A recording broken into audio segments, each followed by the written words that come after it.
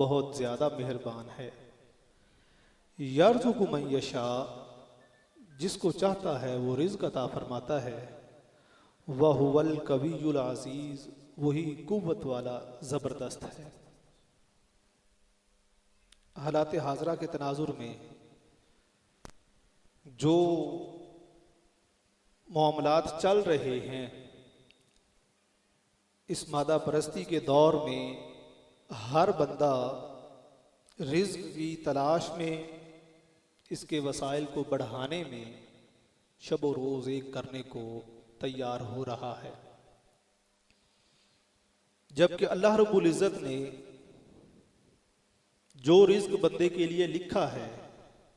ملنا اسے وہی ہے، اس سے زیادہ اسے مل نہیں سکتا۔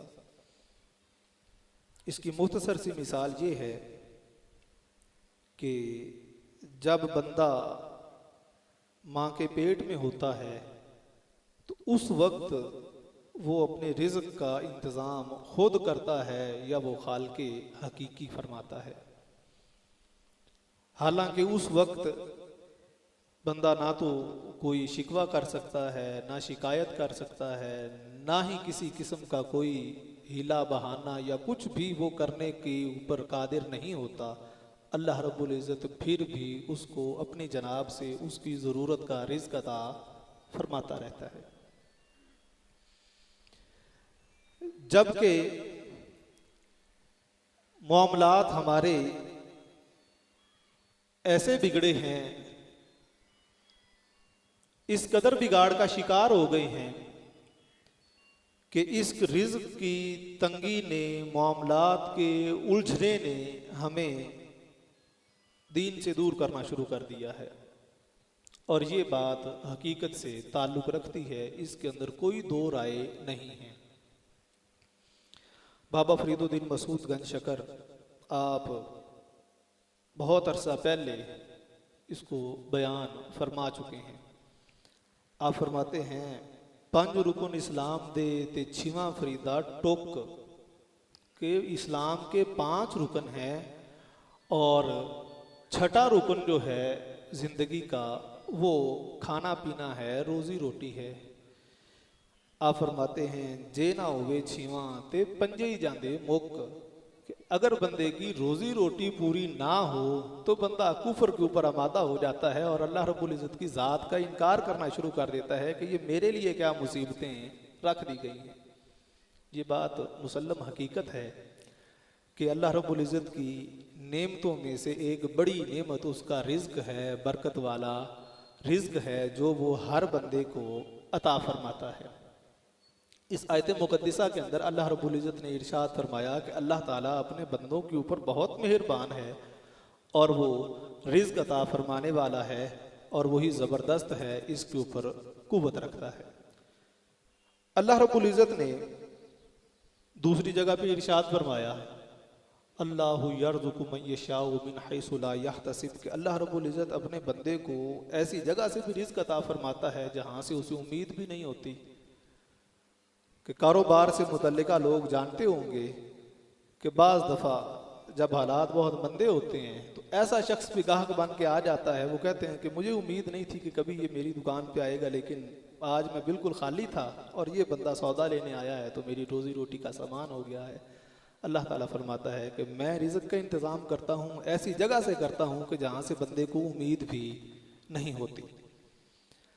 پھر اللہ رب العزت نے قرآن کریم میں ارشاد فرمایا،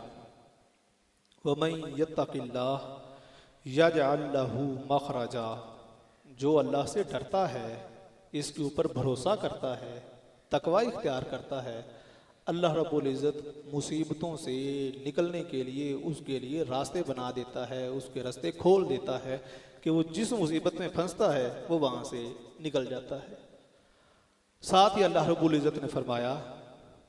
وَيَرْزُقُ مِنْ حَيْثُ لَا يَحْتَسِبُ، اور وہ اسے رزق دیتا ہے ایسی جناب سے جہاں سے اسے امید بھی نہیں ہوتی۔ آگے فرمایا، وَمَن يَتَوَكَّلْ عَلَى اللَّهِ، پس جو اللہ پر بھروسہ کر کے بیٹھ جاتا ہے، فَهُوَ حَسْبُهُ، پس وہی اس کے لیے کافی ہو جاتا ہے۔ کہ جو اللہ پر بھروسہ کرتا ہے اللہ رب العزت فرماتا ہے کہ میں اس کے لیے کافی ہو جاتا ہوں، کفایت کر جاتا ہوں، اس کی ضروریات کو پورا میں خود کرتا ہوں۔ آگے اللہ رب العزت نے فرمایا ان اللہ بالغ امرہ، بے شک اللہ رب العزت اپنے کام کو پورا کرنے والا ہے، مرتبہ کمال تک پہنچانے والا ہے، کہ اس نے تمہیں پیدا کیا ہے تو اس نے تمہارے رزق کا انتظام کیا ہے۔ جب تک تم دنیا میں موجود ہو اس کے ذمہ کرم پہ ہے کہ وہ تمہیں رزق دے، اور وہ اپنا کام پورا کرتا ہے، اس کے اندر کسی قسم کی وہ کمی بیشی نہیں کرتا۔ شیخ عبد القادر جیلانی رضی اللہ تعالی عنہ آپ ارشاد فرماتے ہیں، آپ فرماتے ہیں کہ تو اپنے رزق کی تلاش میں بہت زیادہ غمگین ہوتا ہے، فکر میں مبتلا رہتا ہے، جبکہ تجھے اس کے فکر کرنے کی ضرورت نہیں ہے۔ مناسب سبب اختیار کر، سبب اختیار کرنے کے بعد اللہ پر بھروسہ کر، وہ تجھے رزق عطا فرمائے گا۔ جب کہ تو اس کے مخالف کرتا ہے اور ہمہ وقت رزق کو تلاش کرنے کے لیے اس کے پیچھے بھاگتا ہے۔ آپ فرماتے ہیں کہ یہ دنیا کا مال جتنا اس کے پیچھے بھاگو گے یہ تمہیں اتنا دوڑائے گا، اتنا دوڑائے گا کہ تمہاری زندگی کا سفر ختم ہو جائے گا، لیکن ابھی تک دوڑ پوری نہیں ہوگی۔ اگر اس سے جان چھڑاؤ گے اور مسبب الاسباب کی طرف بھروسہ کرو گے تو جو رزق اس نے لکھا ہے وہ تمہارے پیچھے پیچھے چل کے آئے گا، اور وہ تمہیں مل کے رہے گا، اور وہ برکت والا بھی ہوگا اور پرسکون بھی ہوگا۔ آپ فرماتے ہیں جو رزق تجھے آج مل گیا ہے، کا گزرے ہوئے کل میں تجھے اس کی امید تھی، یا تو نے اس بات کا خیال کر رکھا تھا کہ مجھے واقعی کل اتنا ملنا ہے؟ جب اس نے تیرے لیے آج کا اتنا انتظام کر لیا ہے تو آنے والے کل کی تجھے کیا فکر ہے؟ تو اسباب کے اوپر بھروسہ کر کے نہ بیٹھ، بلکہ مسبب الاسباب کی طرف دھیان کر، وہ تیرے لیے انتظام کر دے گا۔ نہ تو گزرے کل کی فکر کر، نہ تو آنے والے کل کی فکر کر، تو مناسب سبب اختیار کر کے مسبب الاسباب کے اوپر بھروسہ کرنا شروع کر دے۔ آگے آپ فرماتے ہیں کہ آیا کہ تجھے اس بات کا علم ہے کہ جن اسباب کو اختیار کرنے کے لیے کہ یہ کل کو مجھے فائدہ دیں گے تو تمام ہیلے بہانے کر رہا ہے، کیا تجھے معلوم ہے کہ آنے والی کل تیرے لیے لکھی بھی گئی ہے یا کہ نہیں لکھی گئی؟